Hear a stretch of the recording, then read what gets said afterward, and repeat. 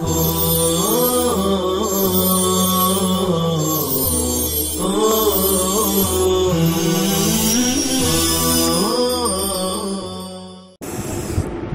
الله الرحمن الرحيم.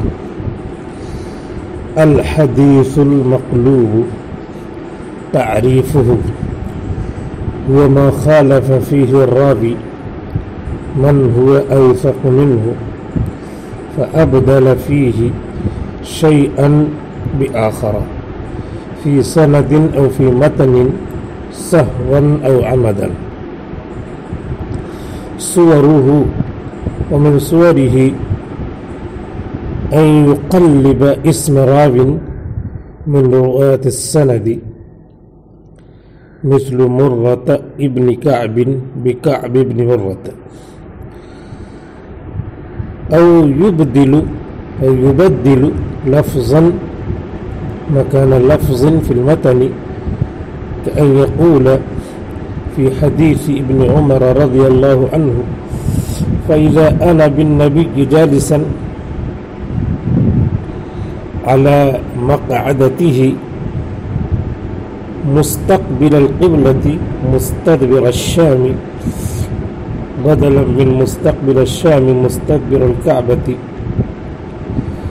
أو ينقلب عليه إسناد حديث فيجعله لمتن آخر. فمن وقع منه هذا خطأ فدرجة تثبته بحسب ما يقع فيه من الوهم كما بينا من قبل، وإن تعمد ذلك فهو خائن كاذب. فإذا ركب سندا لمتن فهو سارق للحديث مقدوح في عدالته. یہاں سے حدیث مقلوب کا بیان ہے. اس سے پہلے حدیث المزید فی متصل الاسانید کا بیان تھا. اس کا خلاصہ یہ ہے کہ ایک سند ہے اور متن ہے. سند میں 10 لوگ ہیں اور متن اس کا ہے. پھر ایک دوسرا راوی سند بیان کرتا ہے تو اس سند میں 11 لوگ ہیں، ایک کا اضافہ کر دیا. تو یہ جو اضافہ کیا ہے 11 لوگوں کا، تو یہ المزید فی متصل الاسانید، متصل سند تھی اس میں ایک کا اضافہ کر دیا اور 11 ہو گئے. تو اسی کا نام ہے الحدیث المزید فی متصل الاسانید. اسے مثال دیا ہے: من اطاعنی فقد اطاع اللہ، ومن عصانی فقد عصى اللہ، ومن اطاع امیری فقد اطاعنی، ومن عصى امیری فقد عصانی. یہ متن ہے. تو سند اس کی ہے اوپر ہے ابو عوانہ عن یعلا ابن عطاء عن ابی القمۃ عن ابی ہریرہ رضی اللہ عنہ. ہم نے 10 تو مثال کے طور پہ دیا ہے: ابو عوانہ، پھر یعلا، پھر ابو القمہ، پھر ابو ہریرہ.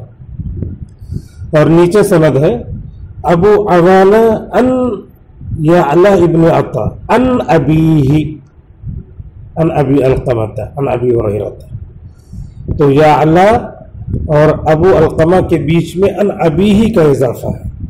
فزاد فیہا ان ابیہ فہی، یہی اضافے والی المزید فی متصل الاسانید. فقد صرح يعلى ابن عطاء بالسماع من شيخه ابي القمة في الرواية الناقصة ان مسلم في الصحيح. وہاں پہ ایک بات یہ بھی ہے کہ جہاں پہ اضافہ ہو رہا ہو، جیسے ان ابی ہی یہ بڑھ رہا ہے، تو یعلا ابو القمہ سے سنے ہیں، تو دوسری کسی بھی جگہ سمعتو، سمع کی صراحت ہو، سمع کی صراحت ہو تو اس کا مطلب پتہ چل جائے گا. جب سمع کی صراحت انہوں نے اسے پڑھا ہے تو ابھی ہی اگر کسی نے پڑھایا تو پتہ چل جائے گا کہ یہ مزید ہے، ورنہ پھر انہوں نے سماعت کی تو صراحت کیا ہے، ان سے سنا ہے. لہذا اب یہ بڑھایا ہوا کہلائے گا المزید فی متصل الاسانید، اور یہ حدیث ضعیف کی قسموں میں سے ہو جائے گی. اب اس کے بعد ہے الحدیث المقلوب. تعریفہ، اس کی تعریف ہے وہ ما خالف فیہ الراوی، وہ ایسی حدیث ہے جس میں راوی مخالفت کرے من ہوا اوثق منہ، اس کی جو اس سے زیادہ ثقہ ہو، فابدل فیہ شیئا، جس میں بدل دے کچھ بآخر، کسی دوسری چیز سے، اے بشیء آخر، فی سند او فی متن، سند میں یا متن میں، سہون او عمدن، بھول کر یا جان بوجھ کر۔ یہ حدیث مقلوب کی تعریف کر دیا۔ حدیث مقلوب میں کیا، ایک حدیث منقول ہے، تمام اوثق لوگ، معتبر لوگ اس کو نقل کرتے ہیں، متن ہے اس کی، سند ہے اس کا، متن ہے اس کی، سند ہے، ایک آدمی نقل کرتا ہے ان اوثق، ایک اوثق مان لیجیے، اس کی سند میں تمام اوثق ہوں گے، ان کے خلاف یہ نقل کرتا ہے، متن میں خلاف نقل کرتا ہے یا سند میں، جیسے شمال کی جگہ یمین کہہ دیا، یمین کی جگہ شمال کہہ دیا، متن میں مخالفت ہو گئی۔ یہ جو ہے سند میں مرہ ابن کعب ہے، کعب ابن مرہ کر دیا، ادھر کا ادھر کر دیا، الحدیث مقلوب ہو گیا۔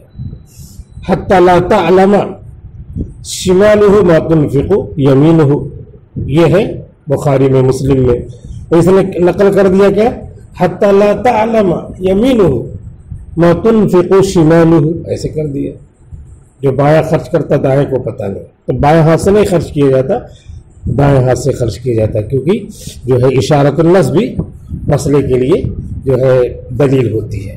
حتی لا تنفق یمینہ ما تنفق، حتی لا تعلم شمالہ ما تنفق یمینہ، تو انفاق بالیمین، تو یہ والا لفظ صحیح ہے متن میں، لیکن کوئی الٹا کر دے کہ شمال کی جگہ یمین، یمین کی جگہ شمال کر دے، تو یہ بھی حدیث مقلوب کہلائے گی۔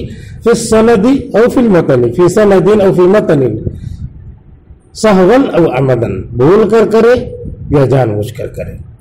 صورہ، اس کی شکلیں بتا رہے ہیں، صورہ اور اس کی صورتیں، ومن صورہ، اور حدیث مقلوب کی صورتوں میں سے ان یقلب یا ان یقلب، قلب یقلب معنی بدلنا، اور قلب یقلب تقلیب معنی بھی بدلنا،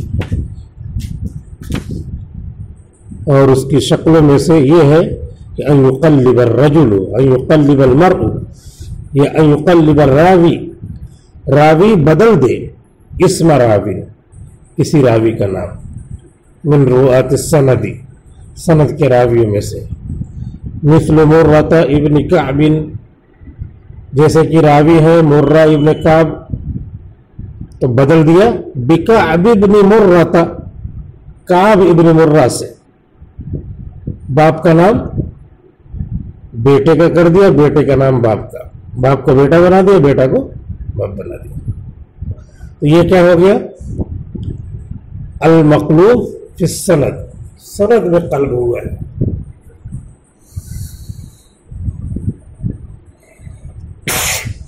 او یبدل لفظا،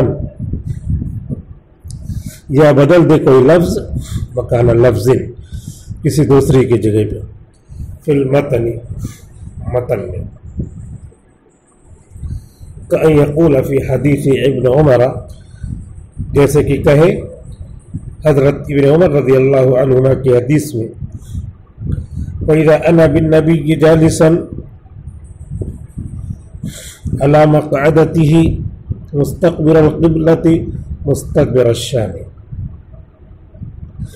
تو یکایک میں تھا حضور صلی اللہ علیہ وسلم کے ساتھ اس حال میں کہ آپ اپنی جگہ پہ بیٹھے ہوئے تھے، قبلے کی طرف رخ تھا اور شام کی طرف پشت، مستدبر الشام، بدلاً اس کی جگہ پہ کہ مستقبل الشامی، شام کی طرف رخ تھا اور کعبے کی طرف پشت، مستقبل الشامی مستدبر الکعبتی کی جگہ پہ لفظ لے آئے مستقبل القبلتی، مستقبل کے بعد شام کو بدل دیا لفظ، قبلہ لے آئے، اور مستدبر الکعبۃ کعبے کو بدل کر کے الشام لے آئے، مستدبر الشام. یہ لفظاً مکان لفظ ابدال ہوا، یہ متن میں تبدیلی ہوئی. تو چاہے سند میں تبدیلی ہو، مرہ ابن کعب سے کعب ابن مرہ کر دے، اور سہون کرے یا عمدن کرے، دونوں شکلوں میں اس کا نام رہے گا حدیث مقلوب. یا متن میں مستقبل القبلۃ مستدبر الشامی کی جگہ مستقبل الشامی مستدبر الکعبۃ تھا، جس کو بدل کر کے وہ کر دیا، یہ بھی سہون کرے یا عمدن، حدیث کا نام الحدیث المقلوب ہو جائے گا. او ينقلب علیہ اسناد حدیث، یا اس پر بدل جائے حدیث کی سند، فیجعلہ لمتن آخر، تو اس کو بنا دے کسی دوسرے متن کے لیے. ایک سند ہے اور اس کا ایک متن ہے، اس نے سند پڑھی، یہ متن پڑھنا چاہیے انما الاعمال بالنیات، وہ کہہ دیا المسلم من سلم المسلمون من لسانه، تو سند کے لیے دوسرا متن پڑھ دیا، تو یہ بھی کیا ہو گیا؟ قلب ہو گیا، یہ بھی حدیث مقلوب کہلائے گی. فمن وقع منه هذا خطأ، تو جس شخص سے بات پیش آئے خطا کے طور پہ، فدرجة تثبته بحسب ما يقع فيه من الوهم، تو اس کے یقین کا درجہ اس کے اعتبار سے ہوگا جو واقع ہوتا ہے اس راوی میں وہم. کما بینا من قبل، جیسا کہ ہم نے اس سے پہلے بیان کیا. اب یہ خطا ہوئی ہے تو زندگی میں ایک بار خطا ہوئی ہے ایسا، تو آدمی کی زبان کبھی لڑکھڑا جاتی ہے، تو اس کا اعتبار بہت کم ہے. کیونکہ شروع میں بتایا 3-4 راویوں بڑے بڑے راویوں کو کہ ان سے بھی خطا ہوتی ہے، وہ بھی کسی نہ کسی طریقے سے تدلیس کر جاتے ہیں، اس طرح بیان ہوگا، تو اس کا کوئی اعتبار نہیں. خطا اور وہم کا اعتبار ایسا ہے کہ کثرت و قلت کا 50-50 سے زیادہ وہم ہے تب اعتبار نہیں ہوگا، 50 سے کم وہم ہے تو پھر اسی اعتبار سے اس کا درجہ متعین کیا جائے گا. اسی لیے کہا فمن وقع منہ ھذا، تو جس شخص سے یہ چیز ہوئی ہے خطا کے طور پہ، درجۃ تثبتہ، تو اس کے یقین کا درجہ بحسب ما یقع فیہ من الوہم، اس سے واقع ہونے والے وہم کے اعتبار سے ہو. کما بینا من قبل، جیسا کہ ہم نے اس سے پہلے بیان کیا ہے. وَإِن تَعَمَّدَ ذَلِكَ، اور اگر کوئی آدمی اس کو ڈیلیبریٹلی کرے، قصدن کرے، جان بوجھ کر رہا ہے، فَهُوَ خَائِنٌ كَاذِبٌ، تو خیانت کرنے والا ہے، وہ کاذب ہے. خائن اور کاذب، خیانت کرنے والا ہے، جھوٹا ہے. فَإِذَا رَكَّبَ سَنَدًا، تو جب اس نے ایک سند مرکب کر دیا، بنا دیا، چڑھا دیا، لمتن، کسی متن کے لیے، فَهُوَ سَارِقٌ لِلْحَدِيث، تو وہ حدیث کا چٹا ہے، چٹا چٹن، السارق والسارقۃ، چٹا اور چٹن، چور اور چورنی. تو فَهُوَ سَارِقٌ لِلْحَدِيث، تو حدیث کو چرانے والا ہے. مقدوح فی عدالتہ، اس کی عدالت میں عیب ہے، عدالت میں طعن ہے، وہ مطعون ہے فی العدالہ. یہ 2.5 سطر میں نتیجہ نکال دیا ہے. سہون او عمدن، عمدن کہا، یہ بتا دیا کہ بھائی اگر عمدن کہتا ہے تب تو یہ حدیث میں کسی طرح نہیں چلے گا، وہ شیعہ ہے، رافضی ہے، تو اس طرح حدیثیں نبی کی بگاڑ رہا ہے. اس کا مقصد ہے دین حنیف کو بگاڑنا اور اس میں دراڑ پیدا کرنا، اور اس کی عدالت مقدوح ہوگی اور وہ کاذب کہلائے گا، اور کاذب کہلا کر کے اس کی حدیث موضوع ہو جائے گی، حدیث کو چور کی چوری کرنے والا کہلائے گا. اور اگر یہ خطأً ہوتا ہے، سہون ہوتا ہے، تو یہاں پر اس کے خطا اور وہم کا درجہ دیکھا جائے گا کہ مقدار کیا ہے.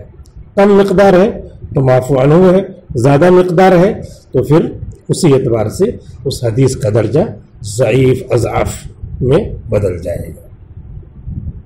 یہ الحدیث المقلوب ایک صفحے میں، اس کو آدھا صفحہ ہی کہیں گے، آدھا صفحہ تو اسٹار بنانے میں لگا دیا ہے، اسٹار اسٹار اسٹار میں صرف کیا ہے۔ الحدیث المقبول آ گئی، تعریف آئی اس کی شکل آئی، شکل آنے کے بعد اس کا حکم آیا۔ حدیث مقبول ایسے حدیث کو کہتے ہیں جس میں راوی اپنے سے زیادہ معتبر لوگوں کے خلاف حدیث بیان کرے، سند میں خلاف بیان کرے یا متن میں، شکل بتائے اس کی، مرہ ابن کعب، کعب بن مرہ، اس طرح کرتے، یہ سند میں ہے۔ اور متن میں یہ ہے کہ ہم نے مثال دیا، وہ جو نخبۃ الفکر میں مثال دی ہے وہ مثال دیا، تنفق یمین ہو تنفق شمال ہو، شمال کی جگہ یمین کر دے رہا اور یمین کی جگہ شمال کر دے رہا۔ یہاں پہ کیا ہے؟ یہاں پہ ہے مستقبل الشام، اس کی جگہ مستقبل القبلہ کر دیا، مستقبل الکعبہ اس کی جگہ پہ مستقبل الشام کر دیا، یہ متن میں تبدیلی ہو گئی۔ تو متن اور سند میں تبدیلی کی مثال دے کر کے گویا کہ الحدیث المقلوب کو سمجھا دیا۔ پھر اس کے بعد حکم بتایا کہ اگر سہون ہے ایسا تو معفو عنہ ہے، ایک درجے میں بہت زیادہ ہے، خطا ہو رہی ہے بہت زیادہ، تب تو پھر وہ حدیث جو ہے ضعیف میں چلی جائے گی اور ضعف کا درجہ خطا کے اعتبار سے بڑھتا چلا جائے گا۔ اور اگر عمدن ہے تب تو عمدن قابل قبول نہیں، کیونکہ عمدن یہ خطا جو ہے کذب اور موضوع کے اندر چلی جاتی ہے، وہ حدیث موضوع بن جاتی ہے۔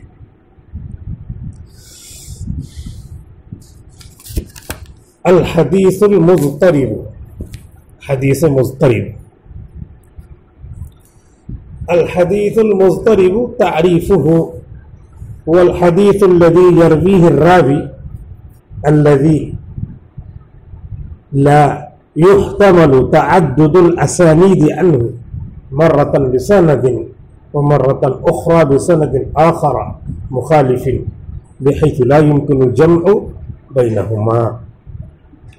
اب یہ 7ویں نمبر کی حدیث ضعیف کو ذکر کیا ہے الحدیث المضطرب کے نام سے، اس کی تعریف کر رہے ہیں۔ تعریفہ اے تعریف الحدیث المضطرب، حدیث مضطرب کی تعریف۔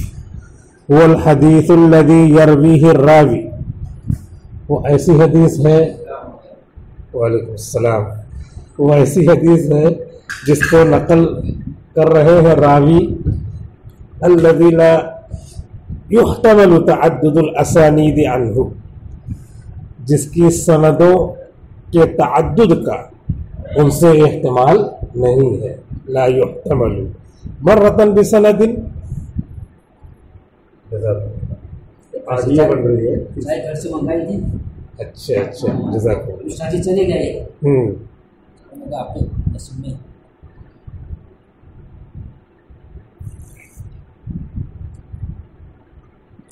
بہت اچھی چائے ہے، اللہ جزائے خیر دے، آڈیو بن رہا ہے اس لیے تھوڑا۔ مرتن بسند، ایک مرتبہ سند کے ساتھ، آپ تو پی لیجیے۔ ومرتن اخرى بسند آخر، اور دوبارہ دوسری سند سے، مخالف جو اس کے مخالف ہو، بحیث لا يمكن الجمع بینہما، اس طور پر کہ ان دونوں کے درمیان جمع کرنا ممکن نہیں۔